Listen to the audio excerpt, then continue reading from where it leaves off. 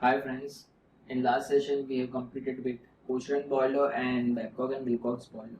In today's session we are going to see Lancashire boiler and we'll start with boiler mountings and accessories. This is Faizan Kagdi and I welcome you all to our lecture series of Basic Mechanical Engineering. So let's begin with our topic. So as you can see, the diagram of a Lancashire boiler is displayed on your screen. So this is basically a three view shown.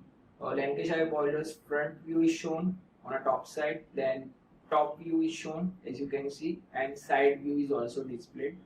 Okay. Now the four things which we need to mention is that specification of a boiler, characteristic of a boiler, construction and working of a boiler.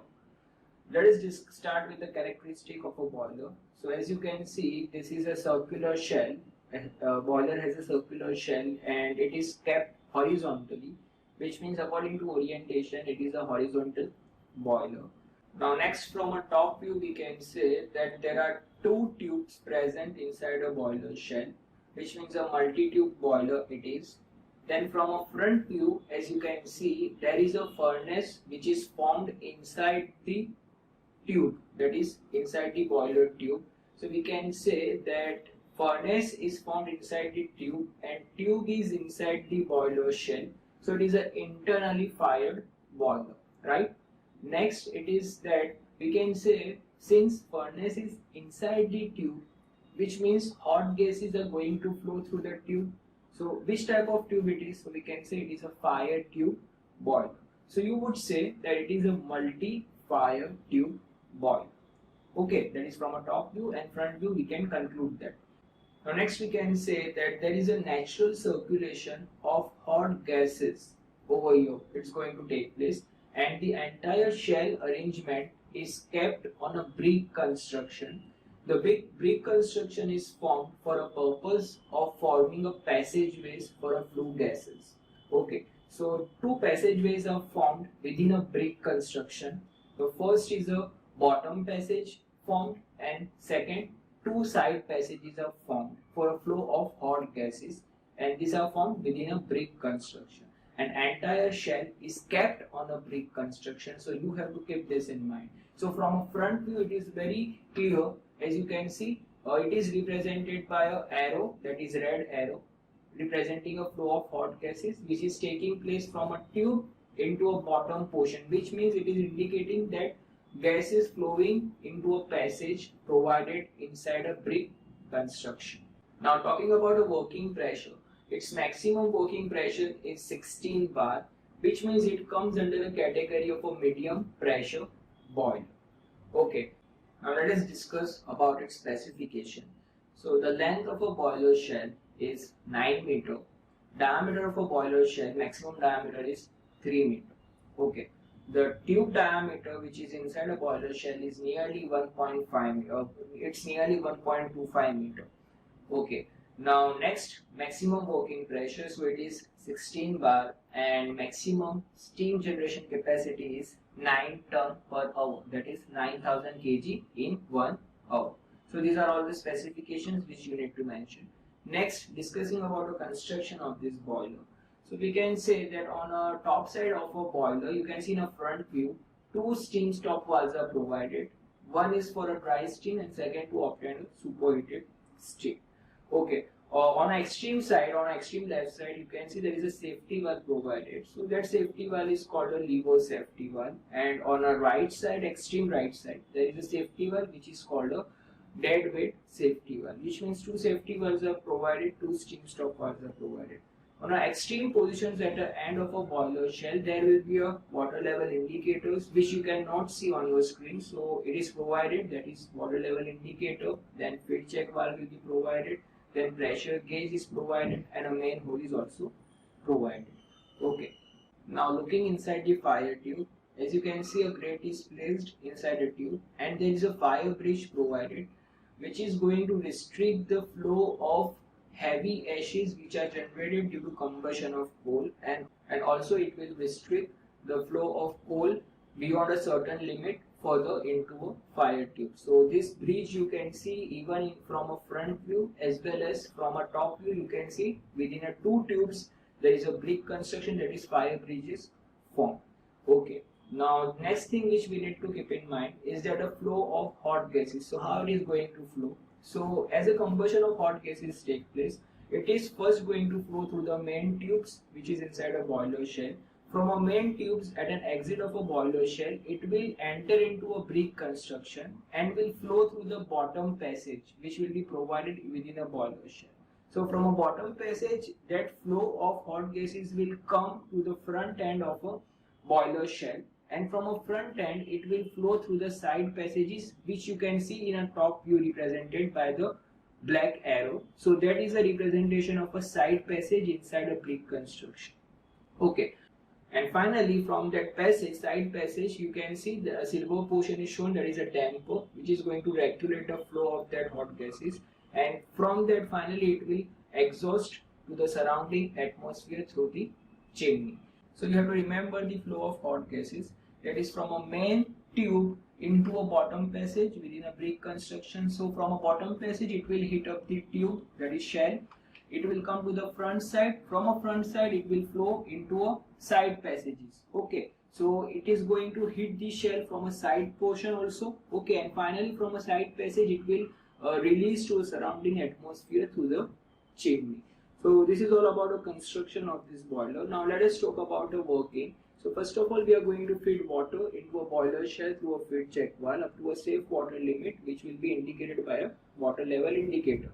Now you can see that water is surrounding the fire tube, as you can even see in a front view as well as in a top view. Okay. Now after filling the water, we are going to place coal into a combustion chamber, that is a grate placed inside a fire tube. Okay. Now combustion of that coal will start and hot gases will begin to form. That hot gases will flow through the tubes. Now what is going to take place? So we would say heat transfer will take place from this hot gases to the tube. Tube will get heated up, and since water is in contact with the tube, so it will heat up the water which is present in its surrounding. Gradually the water temperature will increase and a time will come when a steam formation will take place, that is a bubble formation will take place, and finally the steam which is having a low density will be collected on the top side of a boiler shell. Now that hot gases will flow in a bottom passage. It is going to heat up the shell from a bottom side, so again a heat transfer rate will be increased. Okay, and finally it will come to the front portion of a boiler shell, and from a front portion it will enter into a side passage from where also it is going to heat up the shell. So further heat transfer is going to take place. So we can even say that by making use of a brick construction and increasing a passageways for a hot gases, we are actually increasing the utilization of heat energy which is generated by combustion of coal, and this will lead to increment in a steam generation rate.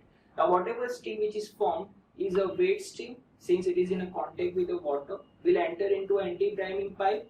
Okay, after getting converted into a dry steam, will enter into a superheated tube, and from that we can obtain a superheated steam through a steam stop valve. Okay, let's see the characteristic which I have mentioned over here. So it's a horizontal boiler, fire tube boiler, internally fired, and a multi-tube boiler. Natural circulation of flue gases, solid as well as liquid fuel can be burned, and it's a medium pressure boiler. Specifications 2 to 3 meter diameter. So you have to remember the maximum value. So it can have a 3 meter diameter. Length is 9 meter, working pressure 16 bar, and 9 ton per hour. Efficiency varies from 50 to 70%. Construction, so you can see normally this drum consists of 2 fire tubes. For this boiler, the water drum is placed over the brickwork. The great thing for this boiler is that water level inside a drum is always above the side channel of a flue gases. For this reason, more heat can transfer from the water. The furnace of this boiler is located at one end of a fire tube which is inside the boiler. Lancashire boiler also consists of other necessary mountings and accessories. Now those over here there is accessories also which is used, that is economizer is used and superheater is used. The function of economizer is to preheat the water, whereas the function of superheater is to convert the dry steam into a superheated steam. It is very simple. Now safety valve, pressure gauge and other parts are provided which we have discussed. So all of these provided for a better performance of a boiler. Now talking about working, so it is most important. Water usually pumped into a shell through this economizer. This operation is performed by water pump. Now generally hard fuel is fired, that is coal is fired inside a grate. This is first heating process and produces flue gases. Then generated flue gases passes into a fire tube, that is main fire tubes. These flue gases can pass from one side to other side inside a boiler fire tube. Now, boiler fire tube can transfer 80 to 90% of a total heat to the water, and then a backward flue gases pass from a bottom passage of this boiler. After this process, remaining flue gas pass from a side passage of a boiler, and it can transfer another 6 to 8% of heat to the bottom. Brick wall creates those heat transfer channel. Okay.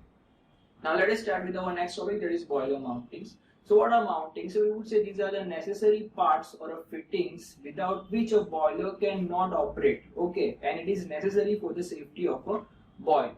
So this is always mounted over the boiler shell. Next is boiler accessories. So these are the auxiliary parts which are required for steam boilers for their proper operation and to increase the efficiency of a boiler. So it is very clear that if we need to increase the efficiency of a boiler, then we have to provide accessories. Whereas for a safety of a boiler in proper operation, we need to compulsory provide the mounting. So this is the main difference between both of them. Okay. Now first type of a mounting which we are going to see, which is compulsory, that is our pressure gauge. So the diagram of this pressure gauge is displayed on the screen. Okay. Now let us first of all understand the construction. So as you can see, there is a pinion provided at a center portion, and this pinion is in meshing with a term called quadrant. Okay, quadrant means 1/4 part of a gear. Okay, so that pinion where it is written rack. So rack is basically a quadrant, that is 1/4 portion of a gear. It is always going to be in meshing with a pinion, and to a pinion there is a needle mounted. Okay, so as a pinion rotates, so we can say a needle is also going to rotate and will show the reading on a graduated scale. Now, if you see carefully, then there is a tube which is called a Bourdon tube. Bourdon tube has a oval cross section which is represented over there, tube section. So it has a oval section in normal case. Okay, one end of this Bourdon tube is a fixed end and it is open. Through this end, we can say water can enter into this Bourdon tube, whereas the other end is closed but it is free to move. Okay, so this end is in contact with the rack through a linkage. Okay, now what is going to happen? So when we are going to open the pressure gauge, when we allow a steam to pass into it, so it is going to exert a pressure on a water which is already present in this arrangement. That water will flow into this tube. Now when a water is going to flow into this tube, what is going to happen? So the oval cross section of this Bourdon tube will try to become circular. Okay, once it's tried to become circular, the free end of a tube which is in contact with the rack will try to move in a up and downward motion in this way. That is going to push a rack, in short. Okay, once a motion is conveyed to a rack, we can say the rack is in contact with the pinion, is in meshing with the pinion, so it is going to rotate a pinion, and as a result of which a needle will show a reading on a graduated dial. Okay, so this is how we can say that pressure gauge will operate. So we have discussed the construction and working. Now the function is very clear. I have told previously, that is, it is going to measure the pressure of a steam inside a boiler shell. So it is mounted on a front top of a shell or a drum. It is having a dial which is graduated to read pressure. When a pressure is applied to inside of an oval Bourdon tube, its cross section tends to become circular and a free end of a Bourdon tube try to become straight, so turning the spindle by linkage gearing mechanism. This causes a needle to move and indicates the pressure on a graduated dial. So it is very simple. Okay, now next we need to see next mounting, water level indicator. So as the name itself suggests, that it is going to indicate a level of water inside a boiler shell. So you can see the left portion is representation of an entire arrangement, whereas the right portion indicates a boiler shell and a water level is shown inside it. Okay, so let us understand its construction and working. So as you can see that at the bottom portion, there is a valve which is a water coke, we can say, and on top side there is a valve which is called a steam coke. Okay, now there is a tube provided. So within that tube, glass tube, half level is shown. Bottom half is going to show for a water level and upper half is going to show a level of a steam. Okay, so from both the side, whatever is the level of a water inside a boiler shell will be shown within this glass tube. Okay, when we open both the cokes, that is a water coke and from top side a steam coke. Okay, Now there must be some arrangement that if, for example, the glass tube breaks, so what could happen? So we can say that steam is going to rush out to the surrounding atmosphere, will flow out from it, right? So we need to prevent that. So in order to prevent that, there is a mechanism called a ball retaining mechanism. So a ball valve is provided. That ball can enter directly into a glass tube inlet and it will choke the passage of a glass tube. If once it is choked, then we can say that neither steam nor a water can flow into a glass tube and will prevent water and steam to exit from a boiler shell. So let us see that it indicates the water level inside a boiler shell. It is fitted in a front end of every boiler. The glass tube is protected by means of a cover and made of a specially toughened glass. Normally, two water level indicators are fitted in a boiler. When both bowl valves open, then steam transfer from a upper passage and water transfers from a lower passage to the glass tube. This will indicate a water level in a boiler shell. Okay guys, so in today's session we are keeping up till here. In our next session we will see the next topic, that is our boiler accessories. So till then, stay tuned and thank you all.